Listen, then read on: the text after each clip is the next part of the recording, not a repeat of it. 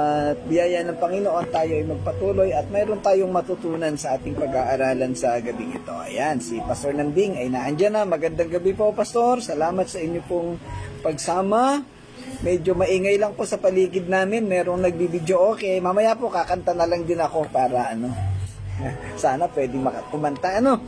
Okay, tayo manalangin bago tayo magsimula sa ating gawain. Samahan po ninyo ako. O Panginoon naming Diyos na dakila sa lahat, muli po kaming nagpapasalamat, nagpupuri sa iyo sa gabing ito.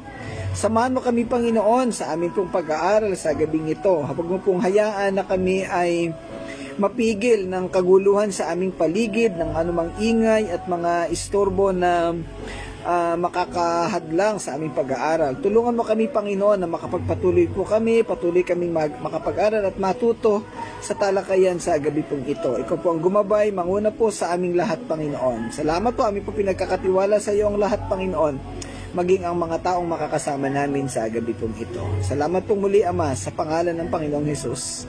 Amen. Okay, so yan po. Good evening ulit, Pastor Nanding, at yan, kasama natin dito sa church ang mga ibang ang buong music team at meron tayong guest. Yan, si Jewel. Hindi po siya guest.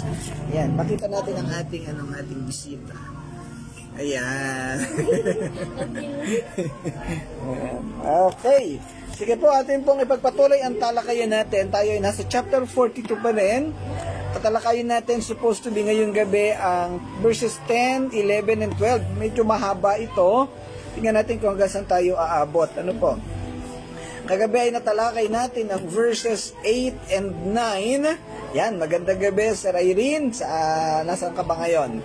Okay, so kagabi natalakay natin yung verse 8 at ang sabi doon, ako si Yahweh, yan ang aking pangalan, walang makakaangkin ng aking karangalan. Ang papuri sa akin, hindi sa Diyos-Diyosan. So yung verse 8 nagpapakita ng sovereignty ng Diyos, ng kaniyang identity, ng kaniyang kakanyahan bilang tunay na Diyos. Siya lamang ang dapat nating sambahin, siya lamang ang dapat nating papurihan. At kagaya ng ating tinatalakay kanina dito sa music. Ayan, magandang gabi, Pastor Claude. Akala ko hindi ka makakasama sa devotion dahil alam ko busy ka dyan. Okay. And then sa verse 9, tinalakay din natin kagabi.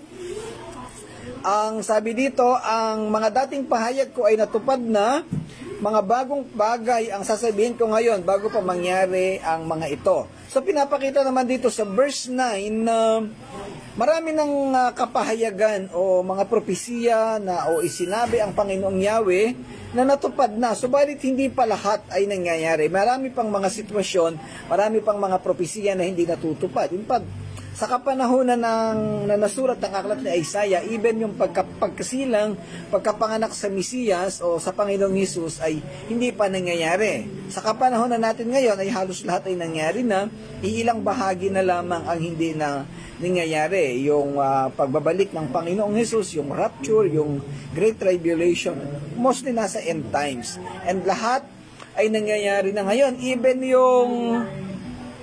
yung sitwasyon, yung propesiya ni Apostol Pablo na binanggit niya kay Timoteo na sa mga huling panahon ang mga tao ay papasama at maraming lalayo sa tuturong pananampalataya. Yan ay nangyayari na rin sa kapanahunan ngayon.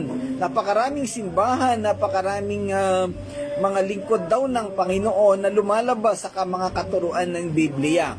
Naalala ko lang kahapon ay isa sa mga napagkwentuhan namin ni Pastor Ray, yung sitwasyon ng mga simbahan dito sa Santo Tomas. Kasi nalulungkot siya dahil yung mga alam naman namin na mga totoong simbahan na totoong nag-aaral ng salita ng Panginoon, parang ito yung nakakaranas ng mga persecution, no? Parang ito yung nakakaranas ng mga kahirapan. Samantalang yung mga seemingly false churches ay sila yung parang sa tingin mo'y pinagpapala. Maraming pera, maganda ang building, convenient ang kanilang lugar, panambahan, dinudumog ng mga tao. Well, kung ay mababaw ang pananampalataya mo, talagang maiinggit ka sa kanila. Pero ang katotohanan po, ang totoong sumasamba at sumusunod sa Panginoon ay hindi actually nakakaranas ng mga ganyang kaginhawahan sa mundo. Sa halip ang nararanasan natin ay talagang mga kahirapan, pagsubok Kasi dito tayo tinetest kung sino ang talagang sa Kanya. Ayan, so tayo'y manatili. Ang mga aralin dito ay nagpapakita sa atin na huwag tayong magsasawa, huwag tayong lalayo sa Panginoon kahit na makaranas tayo ng kabigatan o mga mabibigat na sitwasyon o mga problema, mga persecution, ay magpatuloy lang tayo sa ating pag-aaral, sa ating pagsunod sa Panginoon. Magandang gabi, Sister Alice. Salamat. Sana ay maayos ang kalagayan mo dyan. Sana ay, hindi ko alam, binagyo din ba kayo dyan sa Singapore, no? Sana ay maayos ang kalalagayan ninyong lahat dyan. At magandang gabi rin kay Nanay Epi. Salamat po, Manay, sa inyong pagsama. Okay, sa gabing ito, tatalakayin natin ang talatang 10 hanggang 12. Yan. Okay. Ang verse 10, ang sabi dito, umawit kayo ng isang bagong awit para kay Yahweh. Ang buong daigdig sa Kanya ay magpuri. Purihin ninyo siya, kayong mga naglalayag, lahat na nilalang sa karagatan, umawit kayong lahat na nasa malalayong kapuluan. Sa verse 11, kayo ay magdiwang, kayong mga nasa disyerto at sa mga bayan. Mga taga-Kedar, kayo ay magdiwang, mga taga-Sela, kayo ay mag-awitan, kayo ay umakyat sa tuktok ng bundok at kayo'y sumigaw sa kagalakan. Kaya kayong nasa malalayong lupain, purihin ninyo si Yahweh at parangalan. Ang talatang 10 hanggang 12 ay nananawagan sa buong kalupaan.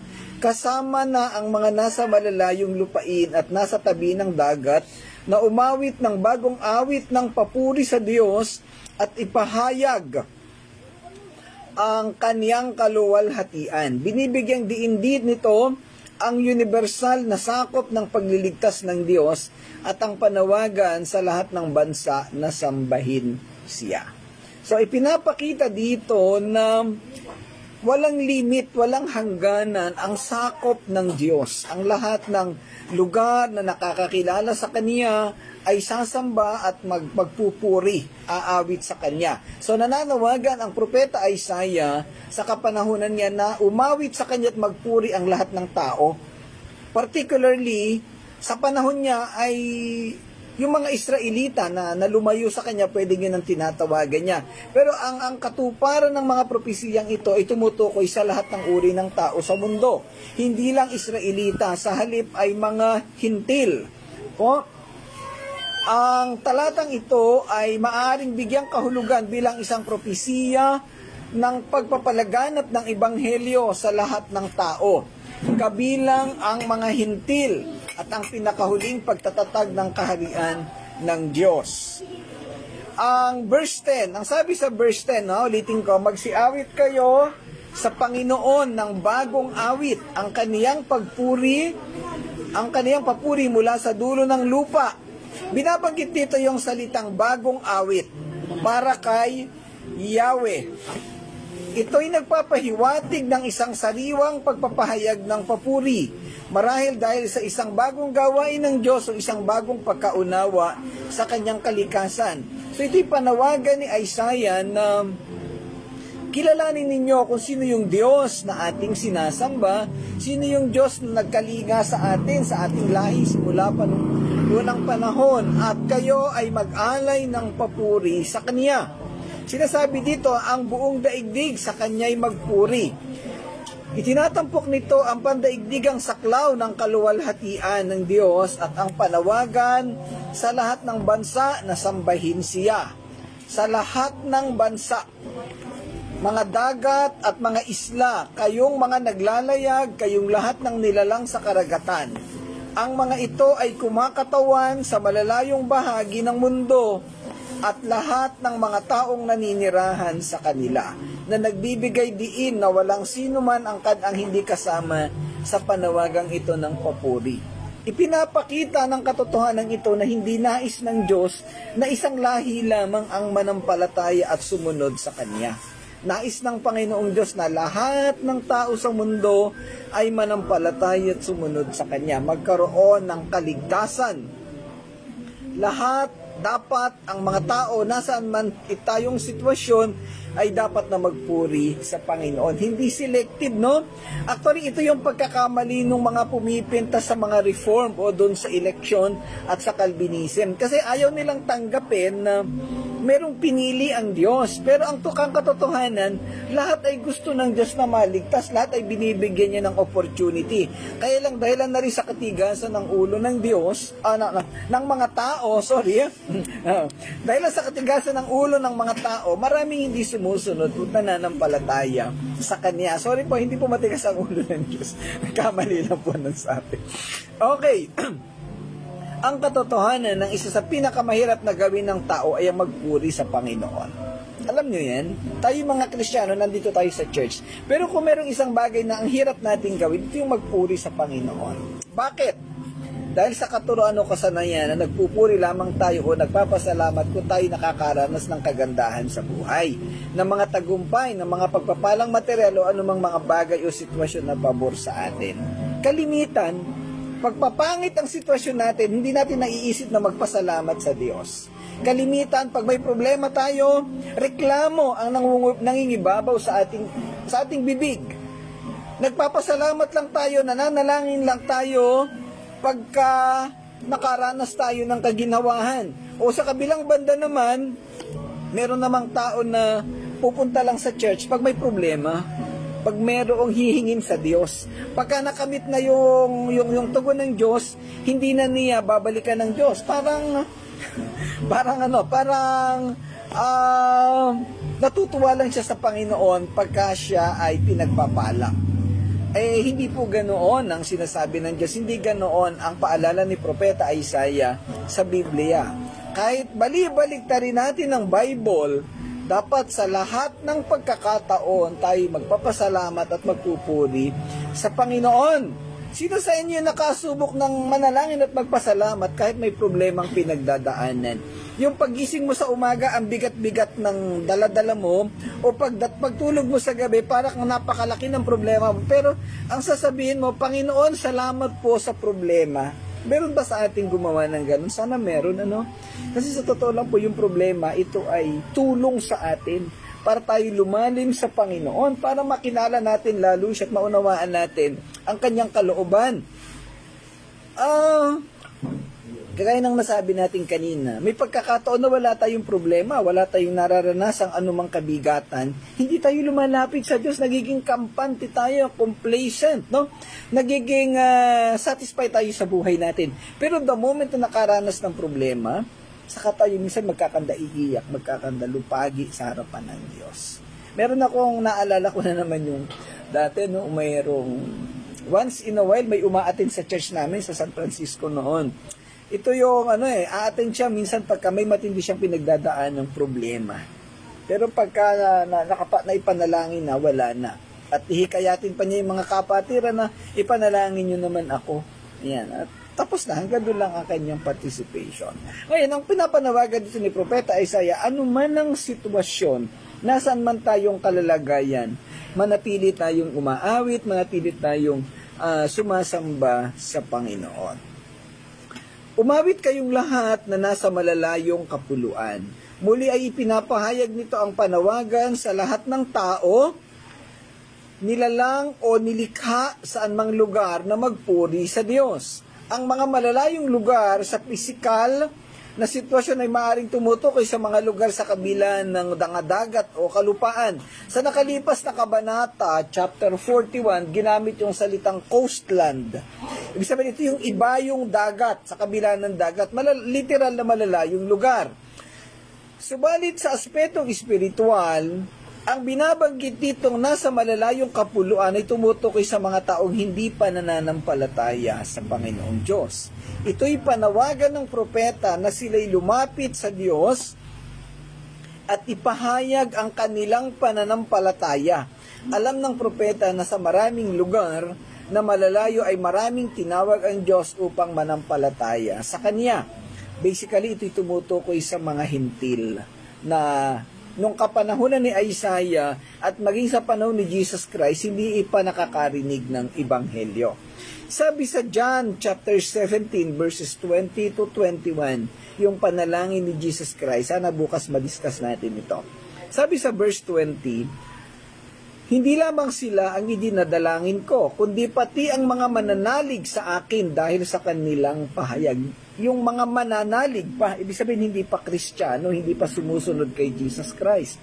At sabi sa 21, Ama, maging isa nawa silang lahat. Kung paanong ikaw ay nasa akin at ako'y nasa iyo, gayon din naman, maging isa nawa sila sa atin upang ang sanlibutan ay maniwala na ikaw ang nagsugo sa akin. Ang tinutukoy dito ng Panginoong Hesus, yung mga hentil. Kasi ito yung John chapter 17, panahon ito na malapit nang hulihin si Jesus Christ, siya ipapako na sa krus at mamamatay na siya. Pero bago siya hulihin, ipinanalangin niya ang kanyang mga alagad, ipinanalangin niya yung mga taong nanampalataya na sa kanya, at yung hindi pa nananampalataya. Alam kasi ni Jesus Christ bilang Diyos na hindi lahat ng tao ay sumunod na sa kanya, marami pang darating. At ang katotohanan nito ay nabasa natin sa aklat ng Roma, chapters 9 to 11, kung saan yung mga hintil ay idinugtong doon sa sanga o doon sa puno. Ang term ay engrafted. Ako'y ninenervous na sa salitang engrafted. Kasi sa August 24 ay yan po yung tema. At ayan. Okay. Sa verse 11, ang sabi dito, maglakas loob nawa ang disyerto at ang mga bayan na ito, ang pamayanan na tinitirhan ng Kedar. Magsiawit sa kagalakan ang mga taga-Sela, sumigaw sila mula sa mga taluktok ng bundok. Ang talatang ito'y nagsasalita tungkol sa hinaharap na panahon kapag ang ilang at ang mga pamayanan nito kasama ang mga lagalag o mga nomads ng Kedar at ang mga naninirahan sa Sela ay magsasaya at magpupuri sa Diyos.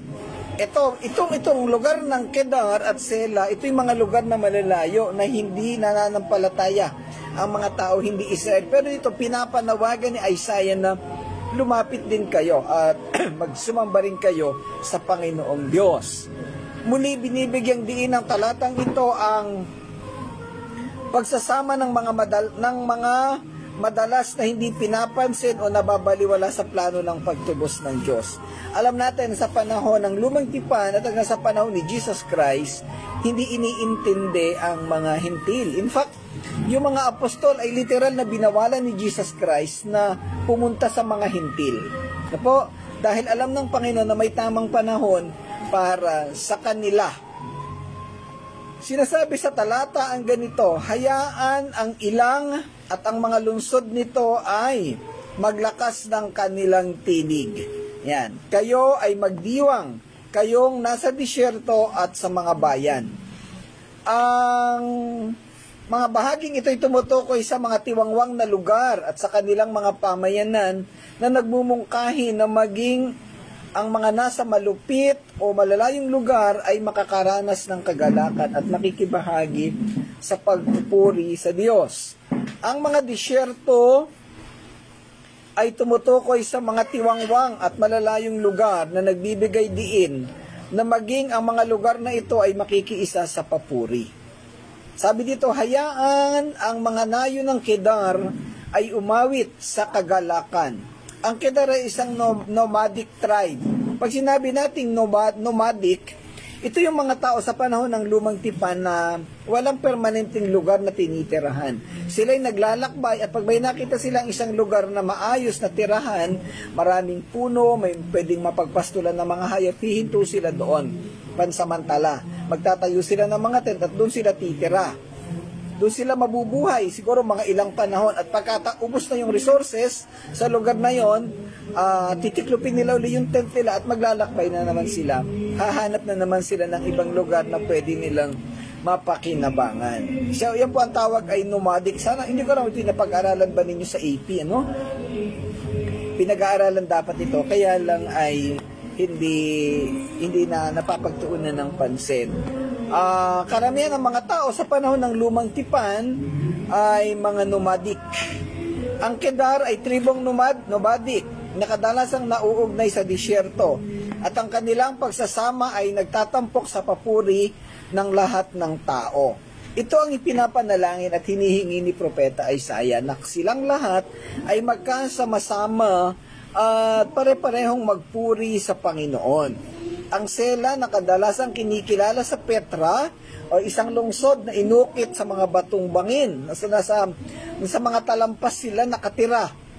Ipinaiwatig nito na maging ang mga tila nakahiwalay o nagtatanggol sa mga lokasyon ay makakatagpo ng kagalakan. Ito'y propesya. Ipinapakita nito na pagdating ng takdang panahon, ang lahat ng mga taong ito'y lalapit at mananampalataya sa Panginoong Jesus. Okay, again, talagang maingay. Mayroon po akong counterpart dito. May soundtrack ang ating pag-aaral.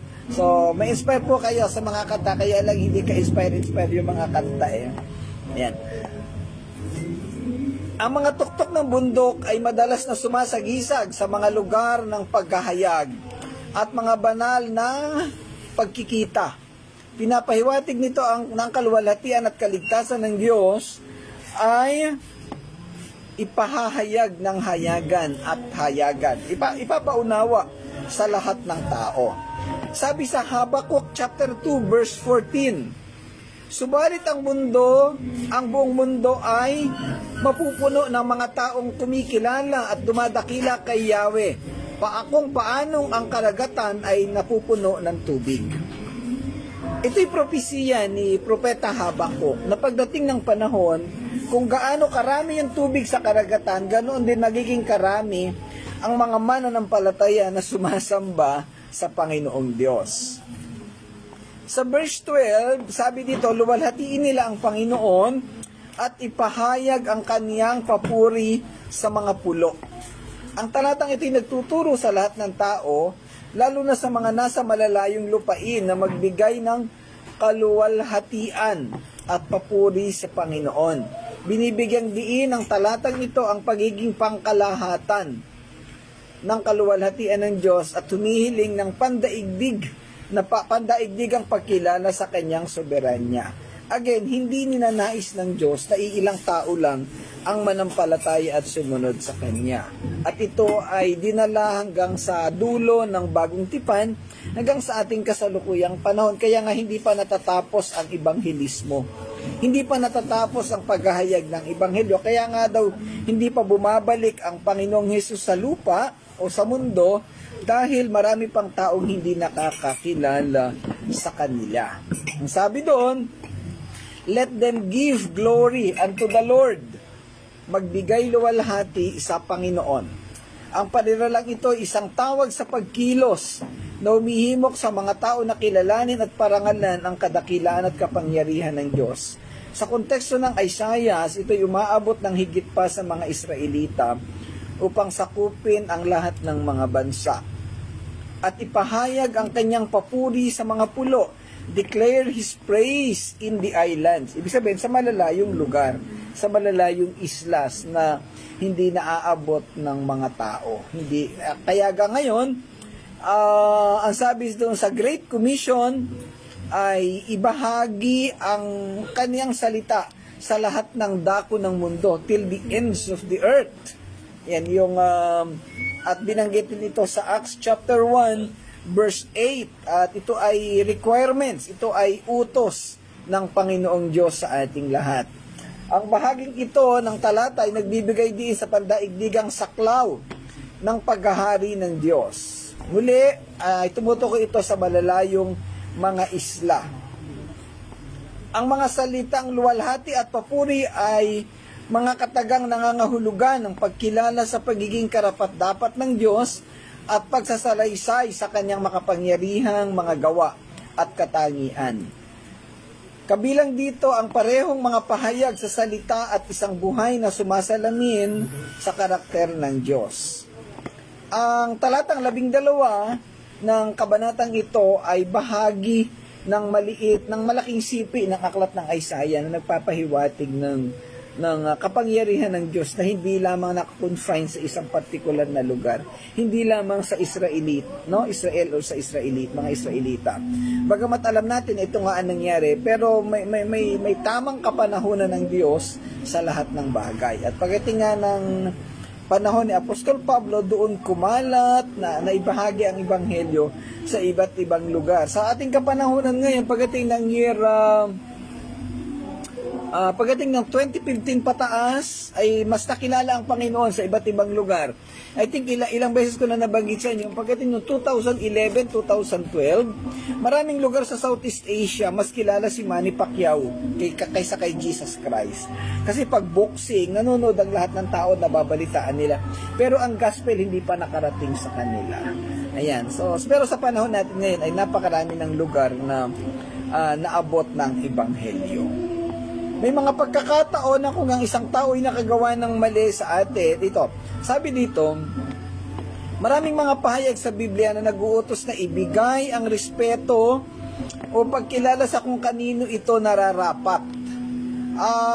Ang isang bagay na naisipahiwatig ni Propeta Isaiah dito, doon sa mga lugar na malalayo, kailangan makarating ang ebanghelyo para malaman, makilala, maunawaan ng mga tao na kailangan nilang sambahin at igalang irespeto ang Diyos sa mga partikular na lugar na iyon. Sa panahon natin, may mga ganong sitwasyon. No? Isang paalala sa Bible ay ibigay ang respeto o pagkilala sa kung kanino ang mga ito ay nararapat. Sa otoridad, sa magulang, sa opisyal ng gobyerno, sa guro, sa pastor, o kahit na kaninong tao na nangunguna sa atin. Huwag nating sasaraduan ang ating mga puso't isipan sa paggalang at pagrespeto sa ibang tao.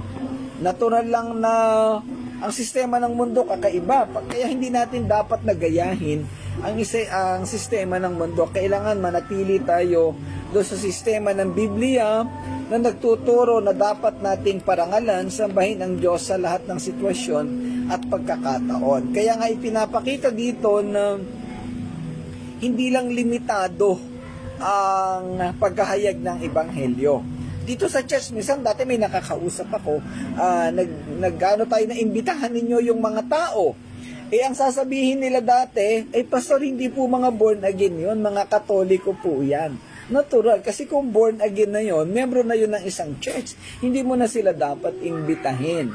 Ang iimbitahin talaga natin, hindi pa mga Kristiyano, mga taong wala pang pananampalataya sa Panginoon, mga taong pasaway pa, mga taong lugmok sa kasalanan. Ayan, kaya iniimbitahan natin lagi ang mga tao na hindi pa natin kasama sa kawan ng Panginoon. Ayan, okay, at malapit na silang magwala dito, malapit na rin po tayong matapos.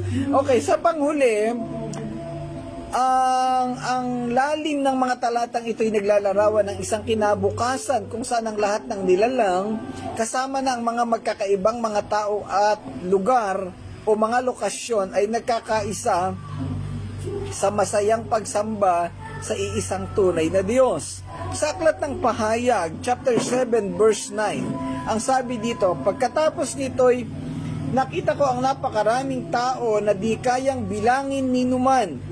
Sila'y mula sa bawat bansa, lipi, bayan at wika. Nakatayo sila sa harap ng trono at ng kordero. Nakadamit ng puti at may hawak na mga palaspas. So ito'y propesiya ni Apostol Juan na mangyayari sa huling panahon sa aklat ng Pahayag, sa Revelation. So darating ang panahon na makikita natin doon yung mga kapatid natin at kasama. Mapupuno ang kalangitan ng mga taong nananampalataya at sumasamba sa Panginoong Diyos. Ayan, so, yan. Dahil huminto na po yung awitan sa labas, hinto na rin tayo. Okay, ang mensahe po ng mga talatang ito na tinalakay natin, 10, 11, and 12, ay nagpapakita na ang kapangyarihan ng Diyos ay hindi limitado sa isang partikular na lugar. Ganon din ang pananampalataya, ang pagbabahagi ng ebanghelyo ay hindi dapat maging limitado sa loob ng simbahan. Hindi na po tayo nagbabahagi ng gospel sa church, kung hindi as much as possible sa labas, kasi naandun yung maraming tao. Sinabi ng Panginoong Hesus na siya'y pumarito upang tubusin ang mga napapahamak, upang gamutin ang mga may sakit. Ayan. Kaya lang sa panahon ngayon, yung mga nagsasabing born again Christian, hindi naman totoong born again Christian. Kaya kailangan pa rin nating bahaginan ng totoong ebanghelyo. So yan po yung misyon nating lahat. Hindi po lang ito misyon ni Propeta Isaiah o ng mga propeta sa Lumang Tipan. Ito po ay misyon ng lahat ng mga Kristiyano, ng lahat ng mga nakakilala sa Panginoon. Kaya dito sa church, sana na ipapanalangin natin yung inyong mga inilista na 5 hanggang 10 tao na mabahaginan ng Ebanghelyo. Mabuksan ang puso nila. Simple lang mo yan. Huwag nyo munang babahaginan, no? Kasi baka hilaw pa. Ipanalangin muna natin. Nabuksan ng Panginoon, nabasagin ng Panginoon ang kanilang mga puso. At para pag, kumaga parang nagtanim ka ng halaman, binabasag mo muna yung mga lupa.